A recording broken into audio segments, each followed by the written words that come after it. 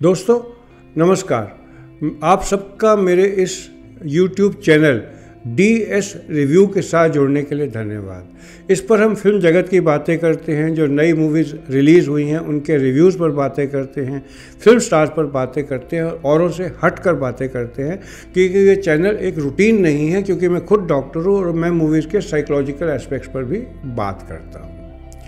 अभी मैं बात करूँगा जो मूवी रिलीज़ हुई है डंकी, इसके रिव्यूज़ के बारे में।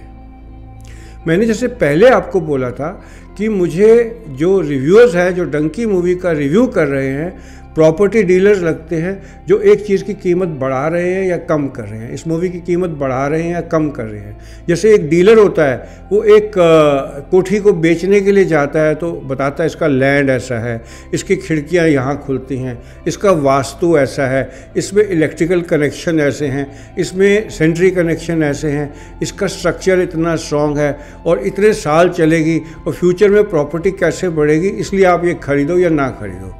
कोई भी उसके कंसेप्ट के बारे में बात नहीं करता।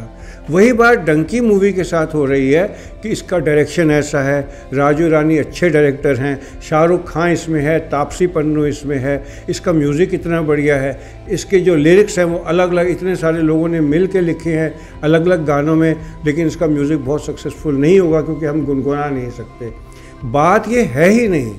हमें इस मूवी की बात करनी है क्योंकि ये हमें बड़े अनजाने में सीख देती है, और वो क्या सीख है जिसके बारे में मैं आपसे बात करूंगा कि डंकी मूवीज़ की कम से कम 10 असली बातें सीख जो हमारे को प्रीच करती है, जो हमें सीखना चाहिए। सबसे पहला कि आप अपने मुल्क से प्यार करें।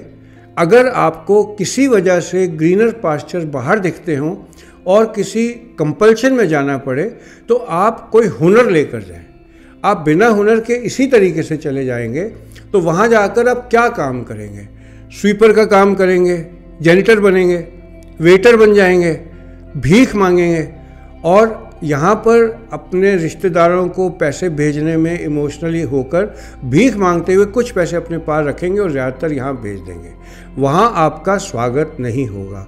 तो सबसे पहली सीख तो इस पिक्चर की ये है कि आप कामयाबी एक हुनर लेकर जाएं जिससे कि बाहर आपकी रिकॉग्निशन हो। और दूसरा ये है कि अपना वतन ही होता है। अगर आप बाहर जाएंगे और ये सोचते हैं कि वहाँ आपको रिकॉग्निशन ऐसे ही मिलेगी, आप कुछ भी करें सेकेंड रेट सिटीजन बन के रहेंगे और आपको अपने देश के याद हर मिनट आएगी। रोज़ सुबह आप अपने भारतवर्ष की सावन के बारे में सोचेंगे कि बारिश की सौंधी खुशबू, बारिश की बूंदों की सौंधी खुशबू जब वो मिट्टी में पड़ती थी तो उसकी कैसी खुशबू है, आपको इस तरीके के ख्याल आएंगे।